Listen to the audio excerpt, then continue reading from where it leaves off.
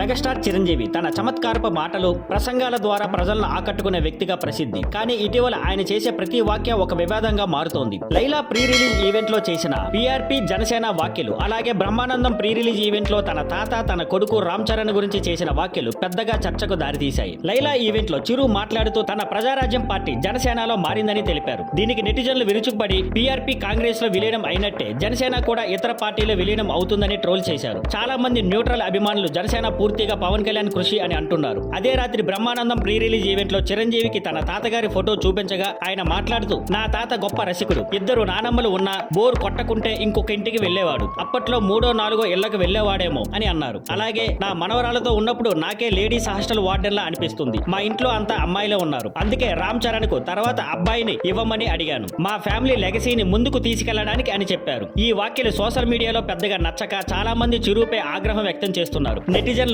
ఆయనను లింగ వివక్ష వ్యాఖ్యలు చేస్తున్నారని విమర్శిస్తున్నారు. ఒక యూజర్ కామెంట్ చేస్తూ, ఇలాంటి వ్యాఖ్యలు ఒక సూపర్ స్టార్ నుండి రావడం మన సమాజం ఎంత వెనకబడిందో చూపిస్తోంది, ఇవన్నీ పాత పితృస్వామి ఆలోచనల నుంచి వస్తున్నాయి అని రాశారు. మరొకరు, ఇలాంటి సెలబ్రిటీలు పబ్లిక్ లో ఏం మాట్లాడాలో జాగ్రత్తగా ఉండాలి, చాలా కోపంగా ఉంది అని వ్యాఖ్యానించారు. ఈ వివాదాలతో అభిమానులు చిరంజీవి తన భవిష్యత్తు వ్యాఖ్యలలో మరింత జాగ్రత్త వహించాలనే అభిప్రాయాన్ని వ్యక్తపరిచారు. Thank you for watching. Please like, share and subscribe.